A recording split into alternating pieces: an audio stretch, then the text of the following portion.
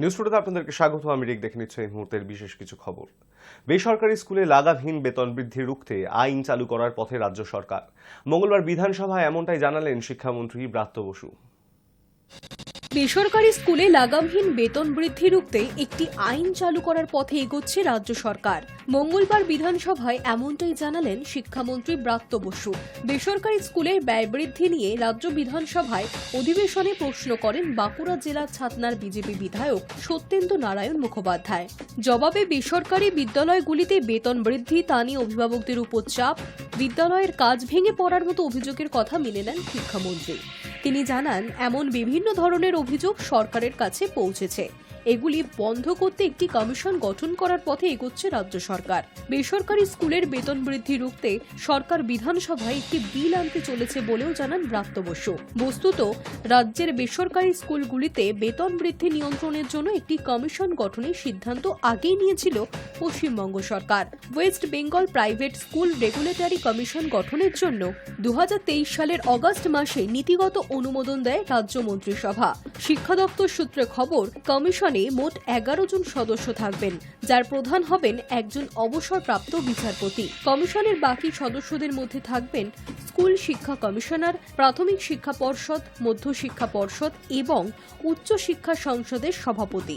শিক্ষামন্ত্রী মনোনীত 2 জন শিক্ষাবিদ। এছাড়া সিবিএসই এবং আইসিএসই বোর্ডের প্রতিনিধিরাও থাকবেন বেসরকারি স্কুলে বেতন বৃদ্ধি নিয়ন্ত্রণের এই কমিশনে। বিভিন্ন বেসরকারি স্কুলের বেতন সংক্রান্ত অভিযোগ খতিয়ে দেখে তা সমাধানের দায়িত্ব থাকবে এই কমিশনের উপর। এই কমিশন গঠনের মূল উদ্দেশ্যই হল বেসরকারি স্কুলগুলির অতিরিক্ত বেতন নেওয়া আটকানো এবং বেতন সংক্রান্ত অন্য অভিযোগগুলির দ্রুত নিষ্পত্তি করা। শিক্ষামন্ত্রী জানিয়েছেন, পরবর্তী সময় বেসরকারি স্কুলগুলিতে বেতন বৃদ্ধির উপর নিয়ন্ত্রণ রাখার জন্য একটি কড়া আইনও চালু করা হবে। তার জন্য রাজ্য বিধানসভায় একটি বিল পেশ করবে সরকার।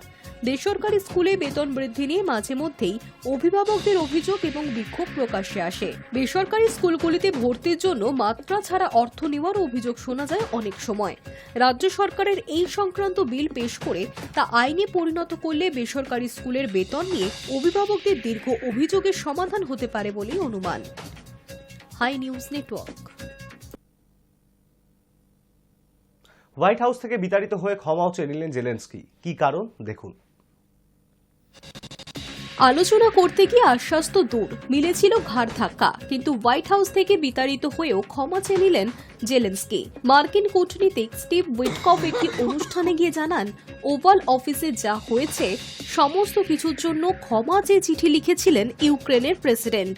তার এই পদক্ষেপ বেশ সুনজরেই দেখছে হোয়াইট হাউস, এমনটাই জানিয়েছেন স্টিভ। গত 28শে ফেব্রুয়ারি হোয়াইট হাউসে যান ইউক্রেনের প্রেসিডেন্ট জেলেনস্কি। রাশিয়া ইউক্রেন শান্তি, ইউক্রেন আমেরিকার খনিজ চুক্তি, এই সমস্ত বিষয়ে মার্কিন প্রেসিডেন্ট ডোনাল্ড ট্রাম্পের সঙ্গে আলোচনা করছিলেন তিনি। কিন্তু আলোচনার মধ্যেই বাদানুবাদে জড়ান দুই রাষ্ট্রনেতা।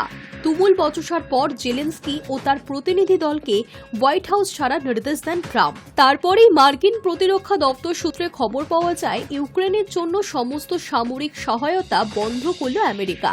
যতদিন পর্যন্ত না শান্তি স্থাপনের জন্য ইউক্রেনের নেতারা রাজি হবেন, ততদিন পর্যন্ত সামরিক সহায়তা বন্ধ থাকবে। বিপদ দেখে তড়িঘড়ি ট্রাম্পকে চিঠি লেখেন জেলেনস্কি। মার্কিন কংগ্রেসের যৌথ অধিবেশনে সেই বার্তা পড়ে শোনান ট্রাম্প। সেখানে ইউক্রেন প্রেসিডেন্ট লিখেছেন, শান্তির লক্ষ্যে কাজ করতে আলোচনার টেবিলে আসতে প্রস্তুত, আমরা আমেরিকার নেতৃত্বে কাজ করতে প্রস্তুত। মার্কিন প্রেসিডেন্টকে চিঠি লেখার পাশাপাশি সোশ্যাল মিডিয়াতেও এই বিষয়ে বার্তা দিতে দেখা গিয়েছে জেলেনস্কিকে। যদিও জেলেনস্কি ক্ষমা চেয়েছেন, এই বিষয়টি প্রকাশ্যে আনেননি দুই দেশের প্রেসিডেন্টের কেউই। কিন্তু সোমবার মার্কিন প্রশাসনের বিশেষ দূত স্টিভ একটি অনুষ্ঠানে জানান, মার্কিন প্রেসিডেন্টকে চিঠি লিখেছিলেন জেলেনস্কি। ওভাল অফিসে যা হয়েছে তার জন্য ক্ষমা চেয়েছেন তিনি। আমার মনে হয় এই পদক্ষেপ খুবই গুরুত্বপূর্ণ। ইউক্রেন এবং অন্যান্য ইউরোপীয় দেশগুলির সঙ্গে আমাদের প্রতিনিধিরা এই বিষয় নিয়ে আলোচনা করছেন।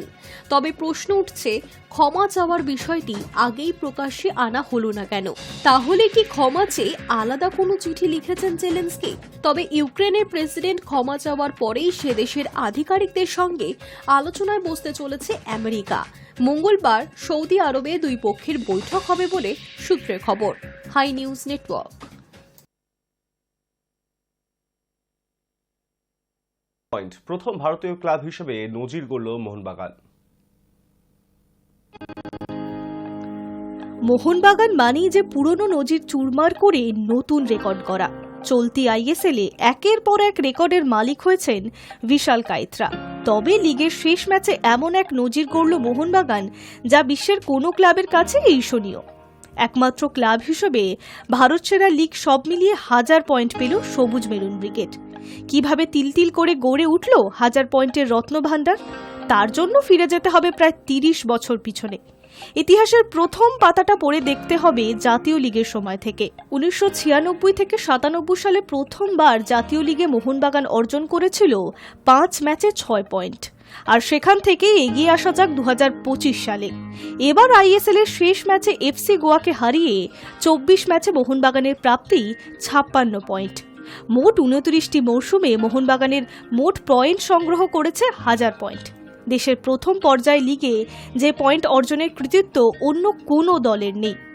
জাতীয় লিগের প্রথম মৌসুমটা ভালো না কাটলেও দ্বিতীয় মৌসুমে চ্যাম্পিয়ন হয়েছে মোহনবাগান। 1999 থেকে 2000 সালে ফের ভারত সেরার খেতাব।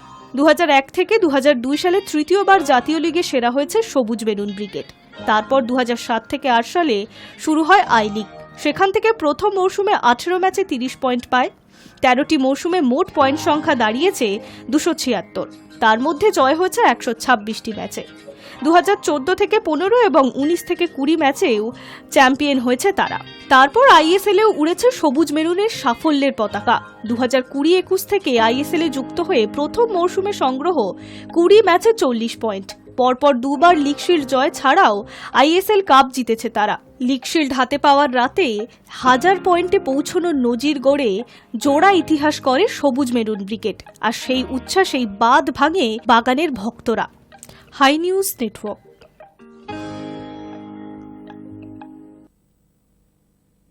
শাহরুখ মাধুরীর রোমান্টিক নাচে জমে ক্ষীর আইফা জলসা, ফের ব্লকবাস্টার জুটিকে চাইছে ভক্তরা।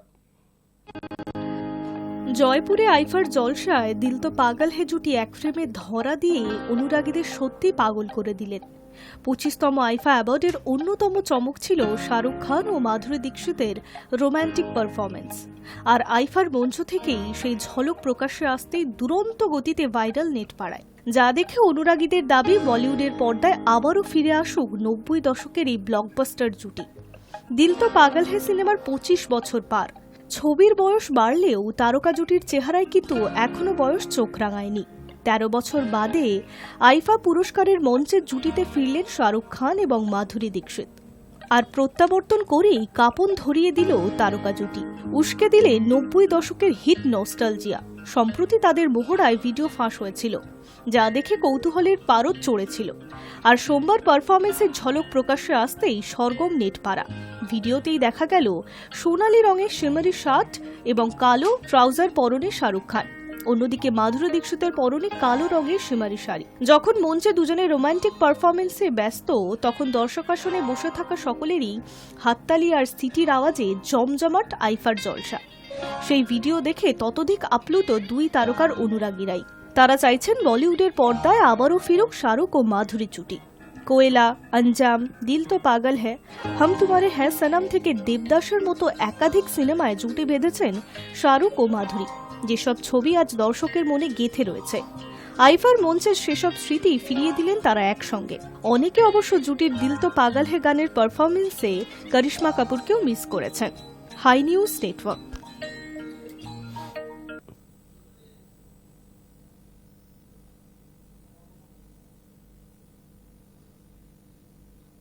নিউজ টুডে এখন এই পর্যন্তই। দেখতে থাকুন হাই নিউজ, নির্ভীক, নিরপেক্ষ।